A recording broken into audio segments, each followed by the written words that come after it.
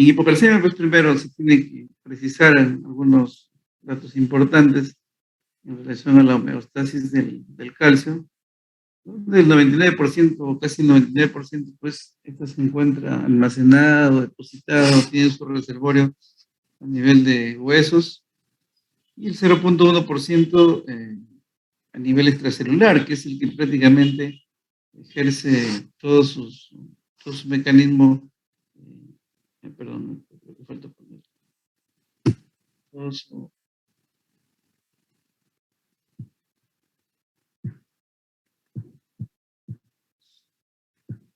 todo su mecanismo fisiológico,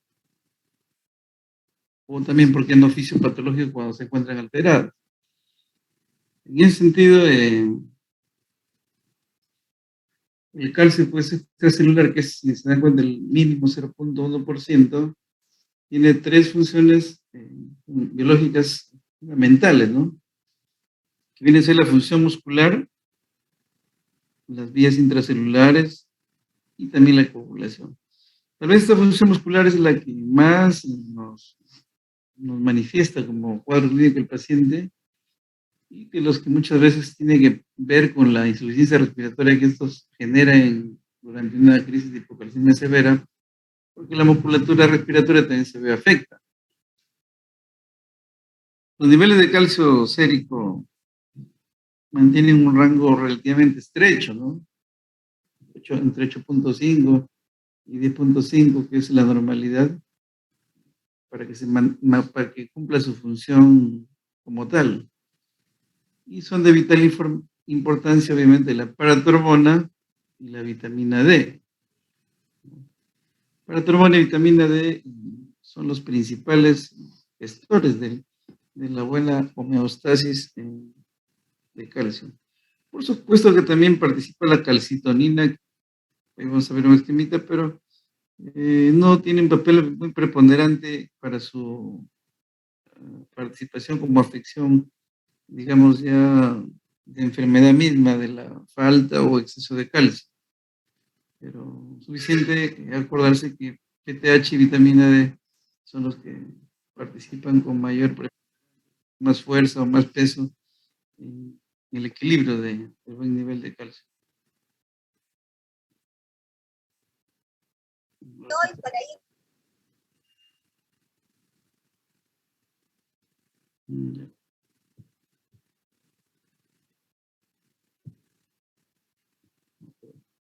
Ya está. Entonces, las causas más comunes de deficiencia de hipocalcemia es la deficiencia de vitamina D. Ya sabemos, las fuentes de vitamina D provienen básicamente de un metabolismo en piel por la exposición a los rayos ultravioletas solares, también por la ingesta alimentaria, obviamente, que puede estar expresada en una mala absorción. Otra causa muy común y que lo vemos prácticamente a diario en nuestros pacientes con enfermedad renal crónica, sabiendo que esta es una complicación de enfermedades crónicas muy comunes, dentro de los que comandan pues hoy en día la diabetes, la hipertensión, que te lleva a falla renal, y ahí está el grueso de la población, que ya sin complicaciones de enfermedad renal crónica. El hipoparatiroidismo, que tal vez es un poco menos común como causante de hipocalcemia, y enfermedades agudas severas, pacientes hinchosépticos, sepsis severas, o incluso pacientes con pancreatitis agudas complicadas, pudieran también manifestarse con hipocalcemia. Y está cierto pues que estos pacientes con hipocalcemia aguda severa viene a ser una emergencia médica, ¿no? Hay que ingresarlos incluso a una sala porque tiene mucho riesgo incluso hacer parada cardíaca, por el mismo hecho de generar trastornos electrocardiográficos, que ya veremos más adelante cómo es el QT prolongado.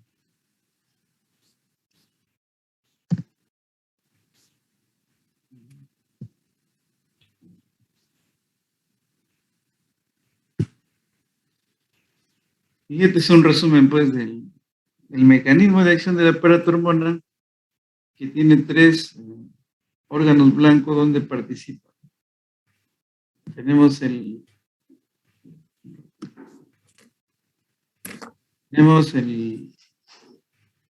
Ángel. acción directa a nivel óseo, acción directa a nivel renal y una acción tal vez indirecta a nivel, indirecta a nivel de intestino.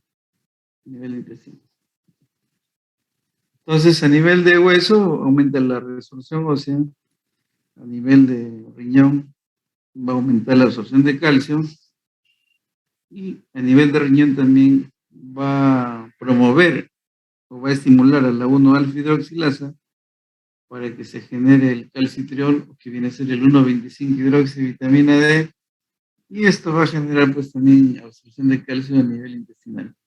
Este 1,25-hidroxivitamina D es importantísimo en el mecanismo, sobre todo en pacientes con enfermedad renal crónica que de pronto está bloqueada o está limitada esta accionar del aparato hormona a nivel del 1-alfa-hidroxilasa, y obviamente va a haber menos calcitriol y va a haber menos absorción de calcio a nivel sérico.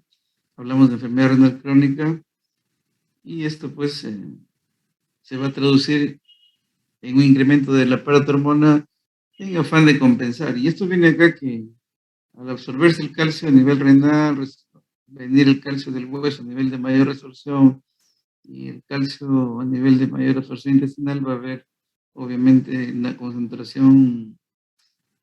En este caso es un cuadrito de un paciente normal, ¿no?, donde el calcio sérico o extracelular va a generar un feedback, ya sea positivo o negativo. Si el calcio está elevado, obviamente va a generar un feedback positivo, va a estimular a los sensores de calcio a nivel y va a haber mayor expresión de paratormona. Si estuviera incrementado, va a haber un feedback negativo, va a haber menos paratormona. En el caso de enfermedad renal crónica, el calcio va a estar disminuido y la paratormona va a estar incrementada por feedback positivo. Y es por eso que los pacientes son hipocalcémicos con hiperatormona, con aumento de la paratormona. Doctor, disculpe por interrumpirle. Lo que pasa es que algunos compañeros se encuentran en sala de espera desde hace rato. No sé si lo podría aceptar. El problema es que yo trabajo con hora y después no me doy cuenta de lo que sucede en... Sí, doctor, o sea, han entrado en hora, pero no parece que les ha aceptado porque solamente hay pocas personas. Gracias, doctor. Yo he admitido a cada rato, pero no sé quién será.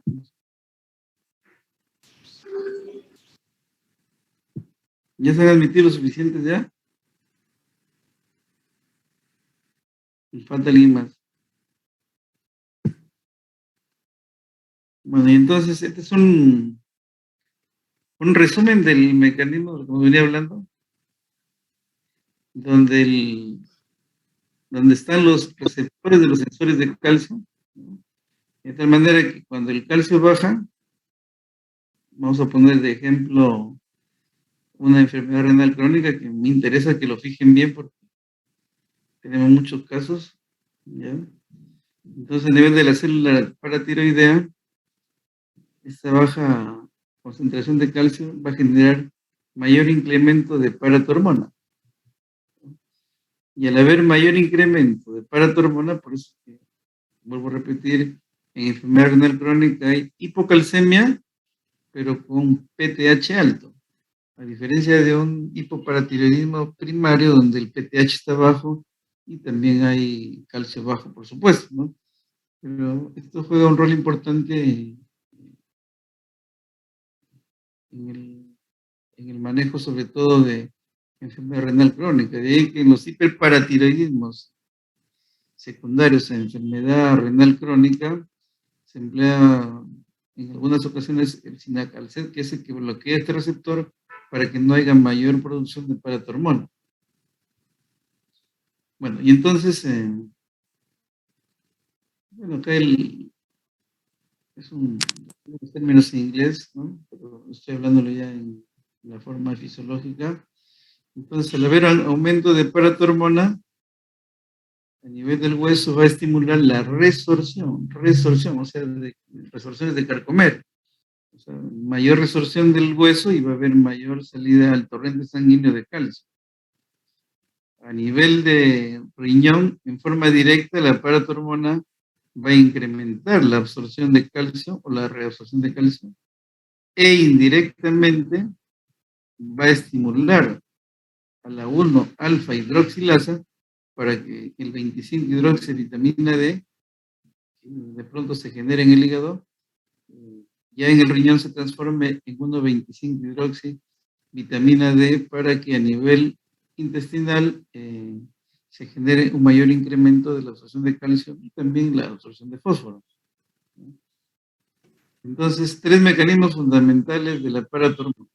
Dos directos, hueso y riñón, y un indirecto que se da a nivel intestinal por el mayor incremento de la formación de la 1,25-hidroxivitamina D, que es el calcitriol, y que se da en el riñón.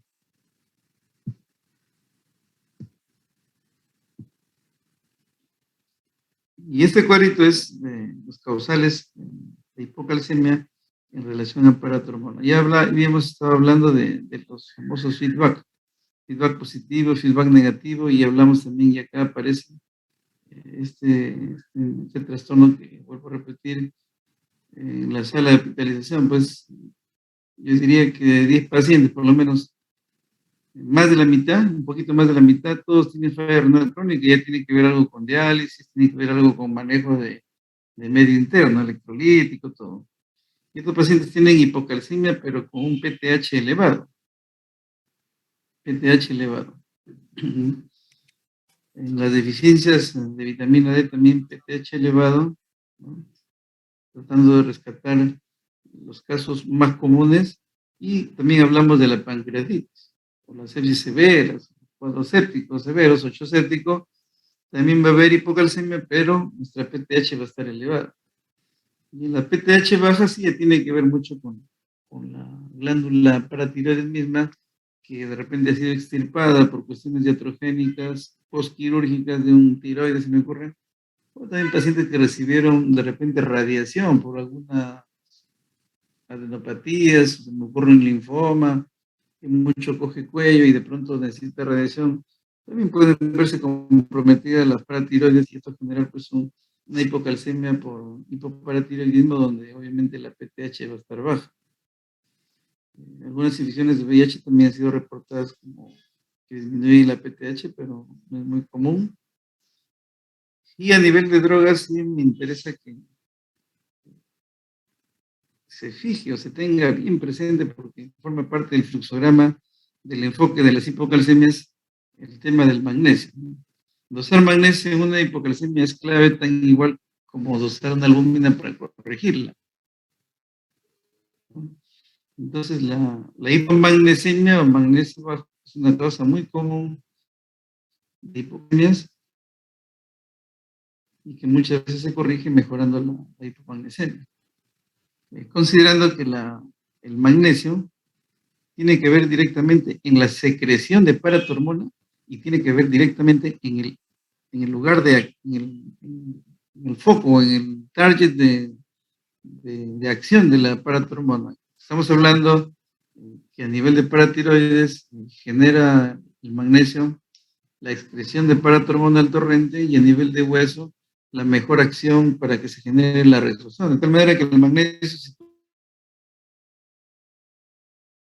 lo sientes y lo corriges, va a haber mayor secreción a nivel de paratiroides, y la paratormona va a actuar de la mejor manera a nivel de receptores óseos para que se genere la resorción pertinente. Entonces, para que vean el efecto dual que tiene esta hipomagnesemia, cuando existe, por supuesto, en la deficiencia o en las hipocalcemias.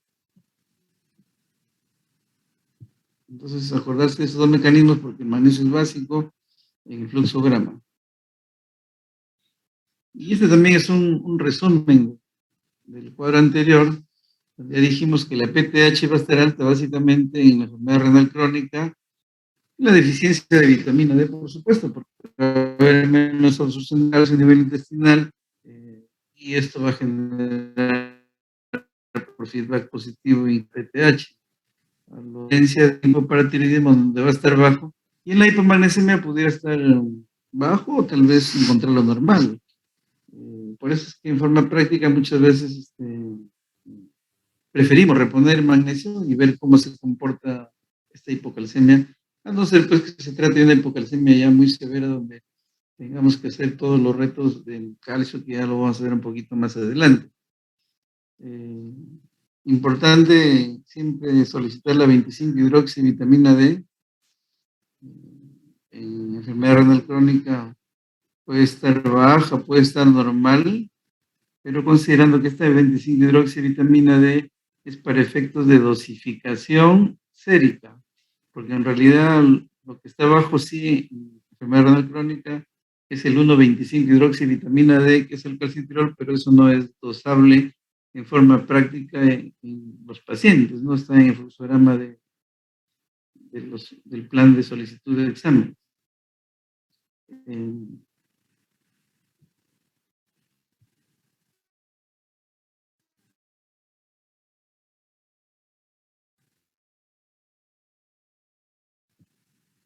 Bueno, y muchas veces, tal vez acá rescatamos mucho el QT.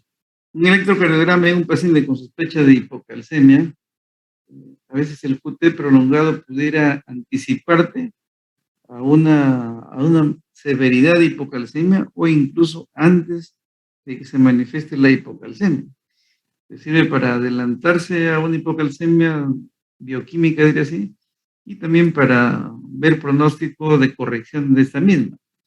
Si es un paciente con hipocalcemia severa y tu QT sigue prolongado, lo más probable es que todavía no existe una adecuada corrección a pesar de las cifras que puedes obtener en laboratorio. Pero uno de los síntomas característicos, pues hay todo un tema de parestesias, hormigueos en la cavidad perioral, de manos, pies. Puede haber también, por supuesto, eh, calambres. Hemos dicho que tiene participación el calcio, sobre todo a nivel muscular, a nivel de coagulación, hemos hablado a nivel óseo, por supuesto. Y cuando el calcio, pues, está en un nivel extremadamente bajo, te puede generar incluso laringoespasmo y generarte un síntomas tipo tetania. Y los signos tipo tetania son Chopstick y Tusov, que es fácil de obtener haciendo una percusión a nivel cigomático, a nivel de la preauricular y a nivel de Trusov, sacando la arteria de los 3 minutos y va a haber una flexión, extensión y rotación, una flexión, rotación y una flexión de dedos y una rotación de la mano que te da el signo de la tetania en estos pacientes con hipocalcemia moderada para severa. Pacientes con, de repente ya hipocalcemia severa vienen con trastorno de conciencia y una dificultad respiratoria que muchas veces requieren de soporte ventilatorio. Y en pacientes que tienen hipocalcemia crónica, larga y no severa, pueden tornarse a veces con síntomas depresivos, ¿no? O incluso síntomas psicóticos. ¿Cuántas veces hemos tenido pacientes con depresión y ni siquiera le hemos pedido un dosaje de calcio, sabiendo que puede ser un causal de estos? Pero cuando uno hace diagnóstico diferencial, sí se aproxima más y tiene en cuenta todos estos tipos de signología clínica o cuadro clínico que muchas veces son inespecíficos, pero es fácil pedir un calcio serio, ¿no? Tal vez otros, otros signos más inespecíficos, crónicos, que muchas veces lo confundimos en el anciano, es el tema de la demencia. Es un paciente anciano que está hoy en estos tiempos peor, en tiempo de pandemia, cuando está bajo techo, no recibe de repente la radiación, los rayos ultravioletas necesarios, generan deficiencia de vitamina D. Esto lo lleva a hipocalcemia y pudiera de repente empeorar su demencia que trae, o de repente esta demencia ser por la hipocalcemia y no por su edad misma que tiene. Entonces, importantísimo buscar signos de tetania, buscar QT prolongado, ¿ya? QT prolongado, y corregir lo más inmediato porque estas arritmias pueden llevar hasta un torsade de Points, que se puede un ejemplo, que prácticamente ya es un signo de preparada cardíaca. Ya sería pues de repente irreversible y por supuesto que el paciente no tenga mayor cosa que hacer. Entonces los exámenes auxiliares, obviamente, como una forma rápida, se pide el calcio total, siempre hay que corregirlo, ¿ya? Ya la mayoría debe estar familiarizada con esto, el calcio total, y le incrementa 0.8 por cada 1 miligramo de decilitro por debajo de 4, o sea, 4 menos la albúmina del paciente, y lo corriges de acuerdo a lo que pueda darte pues la cifra. Ya dijimos que la PTH es importantísimo para deslindar qué tipo de hipocalcemia va presentando el paciente, si es dependiente de PTH o no es dependiente de PTH, ¿no? Pero a veces no es, digamos, tan fácil solicitarlo porque es un poco caro, ¿sí? ¿No? De tal manera que tienes que tú tener mucho criterio clínico para poder dar un comienzo, interrelacionar cuadro clínico y algunos otros elementos que son más simples o más sencillos de dosificar. Dentro de estos tenemos la uricreatinina, ¿no?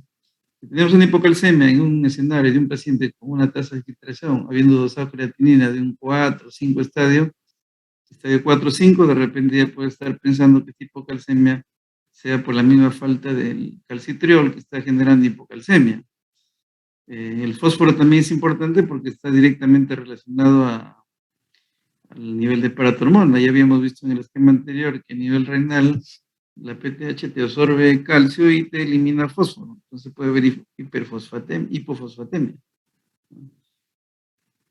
Aprender a solicitar, cuando uno quiere ver la vitamina D, siempre pedir 25-hidroxivitamina D.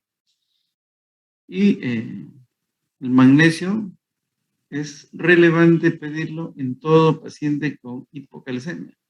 Tal vez corrigiendo el magnesio, lo mejor es al paciente y no sea necesario pedir tanto examen que tenemos a la vista, que de pronto es caro, no solamente es decir, voy a pedirle esto.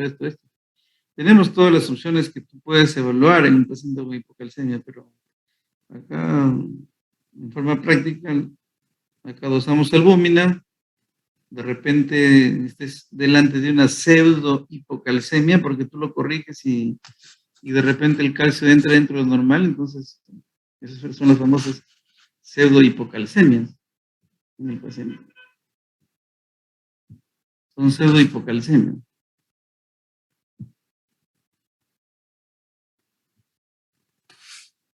Y entonces la hipocalcemia, pues, por definición, es menos de 8.5 miligramos por decilitro. Y este fluxograma resume toda la parte fisiológica teórica que hablábamos previamente. Si yo tengo un paciente con hipocalcemia, pues primero tengo que ajustarlo con albúmina, ya comentamos, ¿no? El calcio sérico más 0.8 por 4 menos la albúmina del paciente. Si estamos entre una hipocalcemia real, pues entonces te vas a dosar paratormona. Ya comenté hace un momento que es un poco caro, pero si quieres ser académico y el paciente tiene los recursos suficientes, pues sigue este fluxograma, que es el establecido y el que tiene mejor secuencia. Entonces pide una paratormona. Si está alta, ya dijimos, ¿no? En los pacientes con falla renal crónica y deficiencia de vitamina D, va a estar elevada la paratormona. Ya hemos dicho que en falla renal crónica por disminución del calcitriol y menos absorción de calcio que genera hipocalcemia. Esta hipocalcemia estimula a la paratormona para que genere más PTH, por supuesto, ¿no? Y si está alta la uricreatinina, pues piensas en falla renal, ya dijimos, y si está normal, piensa que le falta el 25-hidroxi, le falta vitamina D a este paciente. Y haría la corrección pertinente si que la encuentras baja, por supuesto. Pero lo que cobraba relevancia, les dije que es un comienzo, era el magnesio. Si bien es cierto, la paratormona puede estar normal, en algunos casos también puede estar baja. Entonces, lo más noble es acá, si ya me sale el magnesio bajo, mejor reponemos primero y nos evitamos de repente de solicitar la paratormona. Lo que hacemos nosotros en forma práctica, ya les comenté hace un momento, es después del calcio corregimos, pedimos magnesio, pedimos función renal y de repente solamente con eso ya hacemos todo nuestro deslinde o nuestro fluxograma de enfoque diagnóstico y etiológico también, ¿no? Y en casos más raros, cuando el magnesio ya lo tenemos normal, ¿no? Puede haber también de repente defectos en los receptores, sensores de calcio que habíamos mencionado hace un momento en la gráfica anterior.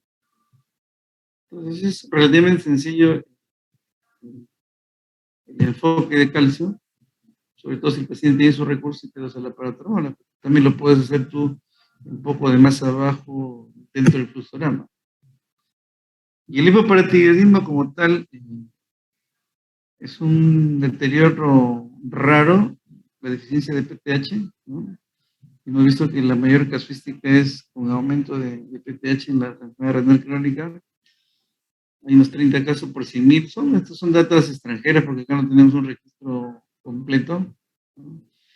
Y si lo que sí está claro, de todos los casos, el 78% de casos se debe a cirugías postquirúrgicas, ¿no?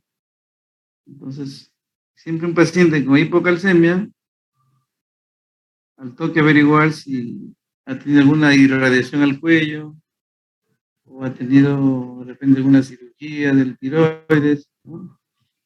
Básicamente eso para pensar en hipoparatiroidismo primario.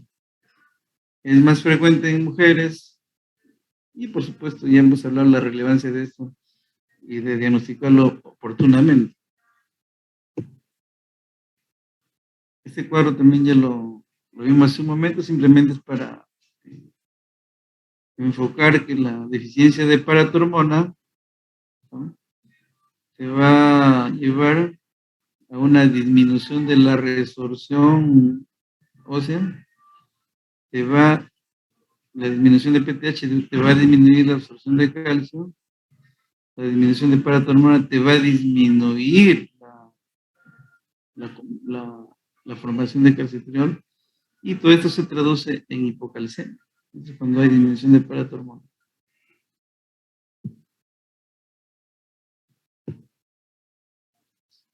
Y el manejo está direccionado básicamente a pacientes con hipocalcemia clínica tipo severa, ¿no? Hipocalcemia severa. Sobre todo se corrige cuando el calcio sérico es menos de 7.5, considerando que lo normal es de 8.5 arriba. Entonces, hipocalcemia severa se justifica administrar gluconato de calcio, 2 ampollas en un bolotrol de 50 o 100 de destroza, y se lo pasa en bolo en unos 10 a 20 minutos. Después que aseguras estos 2 ampollas, que son más o menos 90 miligramos de calcio elemental por cada ampolla, tú ya le dejas un soporte de mantenimiento y en forma práctica, tú en una de estas del 5%,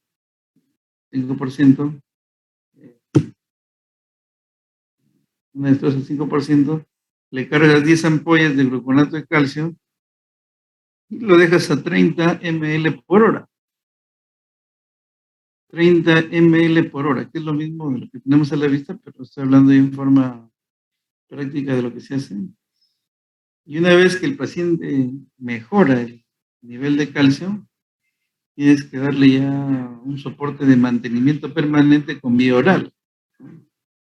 Soporte permanente en vía oral, sobre todo en los pacientes con hipoparatiroidismo iatrogénico, donde siempre va a estar deficiencia de la paratormona. Pero si es un paciente con hipocalcemia de otra índole, que son los menos, tal vez se solucione totalmente corrigiendo la parte aguda.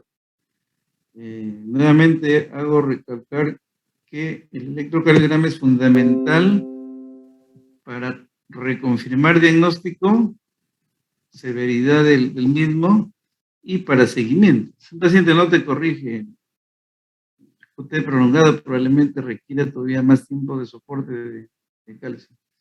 Y el magnesio también dijimos que era importantísimo en su corrección para que te mejoren los dos mecanismos que impactan en la paratormona. que los hemos recordado de nuevo, mejora la secreción, en todo caso el magnesio participa en la secreción de paratormona a nivel de paratiroides y te mejora o te regula los receptores para que trabaje mejor la paratormona a nivel de estructura ósea. Y la dosificación la tenemos a la vista. Entonces, una vez que el calcio se ha corregido entre 7.5 y 8, que es la secuencia de lo que estamos hablando, entonces ya diste los bolos de gluconato de calcio, ya dejaste sin infusión a 30 ml por hora, 10 ampollas en desplaza al 5%, ya corregiste el magnesio para mejorar la secreción de PTH y su mejor efecto a nivel óseo, ¿no? Y pues entonces ahora sí lo que te queda es mantener a este paciente ya con la vía oral. Y la vía oral tienes que quedar más o menos de 1500 a 2000 miligramos de calcio elemental. Y esto viene pues en varias presentaciones, carbonato de calcio y citrato de calcio. Carbonato de calcio tiene 40% de calcio elemental, citrato 20% de calcio elemental, y a eso tiene que estar asociado el calcitriol, para que genere una mejor absorción intestinal del calcio mismo. Y también hay que considerar acá que el carbonato de calcio, perdón, el citrato de calcio sería tal vez el de elección para el manejo en un paciente porque es libre del pH gástrico. Entonces, pacientes seniles, por ejemplo, con cuadros de acloridia o pacientes seniles que vienen tomando de repente inhibidores de bomba y de pronto la acidez gástrica o el pH gástrico bueno, va subiendo, se hace más alcalino, entonces la absorción del carbonato de calcio va a ser menor.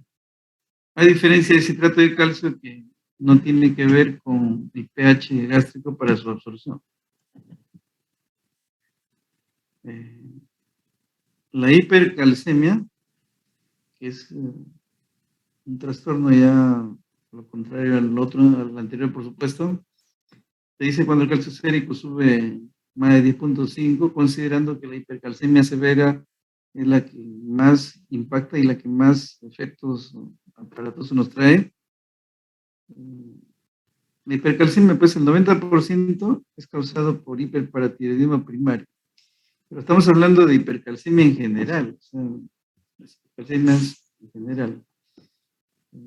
Pero las hipercalcemias severas, lo más frecuente son los casos o los cuadros de malignidad, o sea, neoplasias, ¿no? Pero si hablamos en general, las hipercalcemias, el 90% está centrado en hiperparatiroidismo, por supuesto también los asociados a malignidad. En las hipercalcemias severas, vuelvo a repetir, la malignidad es la primera causa, mientras no se demuestre lo contrario. Y dentro de la fisiopatología, tal vez un poco para interrelacionar la hipocalcemia con la hipercalcemia, cuando el calcio está muy elevado o el paciente está en hipercalcemia, lo que se activa es la calcitonina para inhibir la liberación de calcio del hueso, ¿no? Por eso es que en una primera laminilla dijimos que los que participaban, los principales participantes en metabolismo de calcio era la paratormona, la vitamina D y también lo mencionamos así de breve rasgo la calcitonina, aunque no sea su acción así muy contundente. Y cuando hablamos de pacientes con baja concentración de calcio como el anterior, obviamente se activa la paratormona y esta va a estimular para que se libere más calcio del hueso por resorción. Entonces ahí están los dos efectos opuestos en hipocalcemia y en hipercalcemia. Y esta está a la larga y un poquito engorrosa, pero más que nada acá para rescatar que los cuadros de hipercalcemia hay que tener muy presente los cuadros de malignidad, los neoplasias. Hay que estar muy atentos a pacientes que reciben algunos fármacos que son de uso muy común, por ejemplo, las tiazidas que vienen muy bien asociadas a los antihipertensivos, ¿no? Hay que también asociar pacientes de repente con problemas de deficiencia de vitamina, incremento, exceso de vitamina D. Hay, a veces hoy en día han aparecido suplementos de vitamina D altamente concentradas, ahí está de 100.000, por ejemplo. A veces está usando indiscriminadamente y sí te puede generar hipercalcemia. Una tirotoxicosis, hablando también de otros desórdenes endocrinos que ya vimos por ahí, insuficiencia suprarrenal y tirotoxicosis también te puede generar hipercalcemia. Y el cuadro clínico, más que la infinidad de síntomas que ustedes tienen a la vista y que coinciden, ¿no? La hipercalcemia a veces aguda con la crónica, muy importante es el tiempo en que se presentó o el tiempo de enfermedad en que se presentó la hipercalcemia. Si es una hipercalcemia que se ha presentado en un tiempo muy corto de tiempo, valga la redundancia, ¿ya? Podemos estar al frente de un paciente con un cuadro de malignidad de fondo. Entonces, instalación rápida y hipercalcemia severa, téngalo por seguro que es un paciente con una neoplasia de fondo que está generando esta hipercalcemia. Y estos pacientes, pues, tienen un cuadro clínico muy severo de diabetes insípida, o sea, una poliuria y una polidipsia marcadísima. Por supuesto, tienes que descartar algún cuadro de hiperglicemia también, pero acá lo trascendente y lo clásico de una hipercalcemia que requiere un abordaje muy rápido y oportuno es la polidipsia o la deshidratación severa que estos pacientes tienen y que te puede generar incluso cuadros de nefrolitiasis. El paciente viene hasta con cuadro de confusión, hasta en coma, ¿no? Hipotónicos, refléxicos, y por supuesto acá, mientras en la hipocalcemia había un QT prolongado, acá va a haber un QT corto, ¿no? Entonces, eso hay que tenerlo siempre presente, el electrocardiograma en estos pacientes. Y en la hipercalcemia crónica, sí, es un trastorno más lento por su misma característica y que nos permite todavía hacer algún diagnóstico diferencial pertinente en el camino.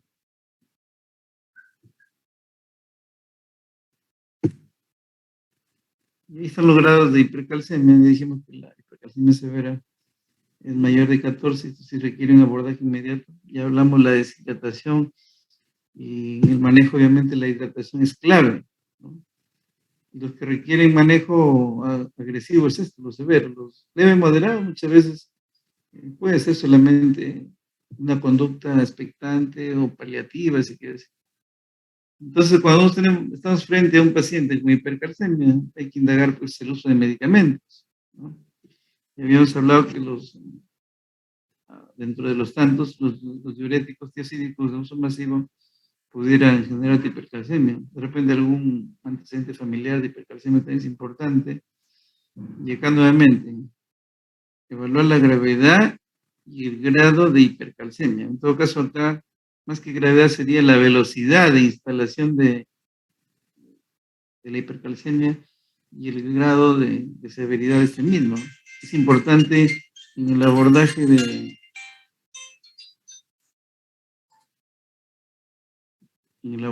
esto. Entonces, las hipercalcemias crónicas se dan en forma lenta, pero en pacientes hospitalizados de repente por otros motivos que lo llevaron a una hipercalcemia de instalación lenta.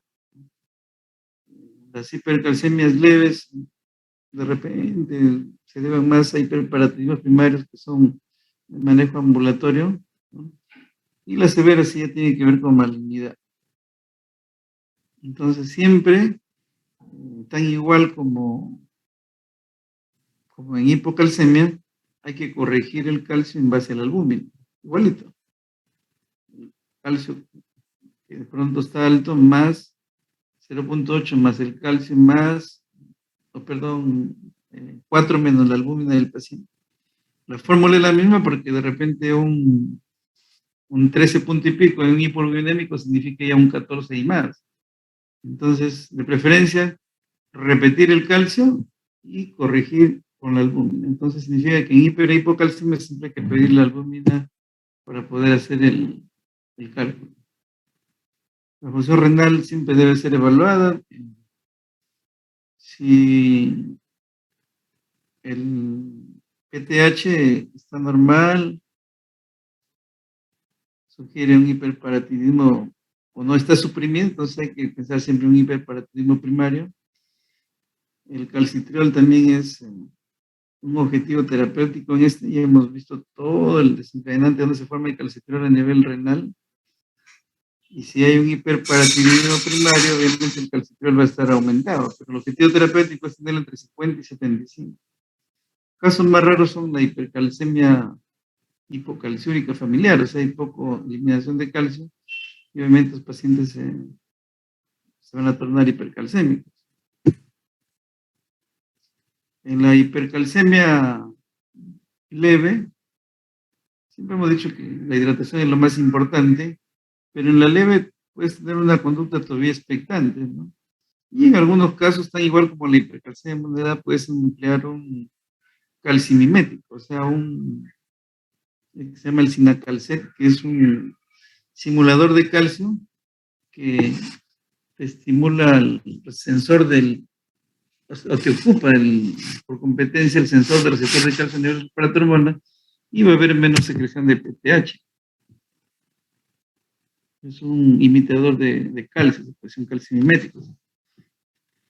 Y en la hipercalcemia severa, que ya hemos dicho, se asocia mucho a malignidad, hay una deshidratación grave, prácticamente hay una diabetes insípida por la pérdida masiva de líquidos, que es hiposmolar, por supuesto, y ahí sí hay que dar hidratación con solución salina, 2 litros, 3 litros, dependiendo de la situación clínica del paciente. Si se puede usar diuréticos de asa. Diuréticos de asa, estamos hablando de furosemida, más no de los tiacídicos hidroclorotiazida.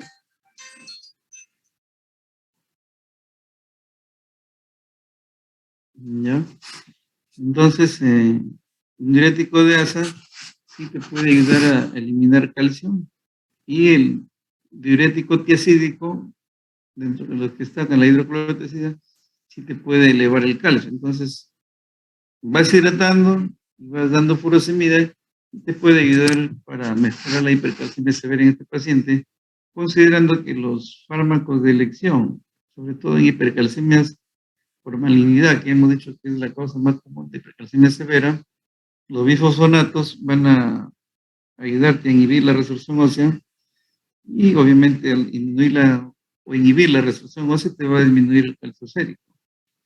Porque son aprobados por la FDA o también la Academia Europea de Medicamentos. Los que están aprobados son el pamidronato y el ácido salindrónico. Y si un paciente no mejora con esto, pues tienes que someterlo a diálisis. Y si es posible, pues manejar la neoplasia de fondo que pueda tener este paciente. Hay que tratar de erradicarlo, darle soporte para tal, ¿no? En conclusión, hipercalcemia severa, pensemos en malignidad, hipercalcemia leve moderada, de repente por enfermedad crónica de otro tipo, o también de repente iatrogénica por el incremento de vitamina D en algunos pacientes. Bueno, hemos tratado de resumir de pronto que el metabolismo de calcio es muy amplio, pero creo que estamos dentro de la hora académica permitida. No sé si tiene alguna pregunta que hacer, o ustedes obviamente seguirán revisando su tema, pero son algunas pinceladas pues al respecto. Si no hubiera preguntas, ya nos encontraremos en otra oportunidad. Y buenas tardes, cuídense. Gracias, doctor.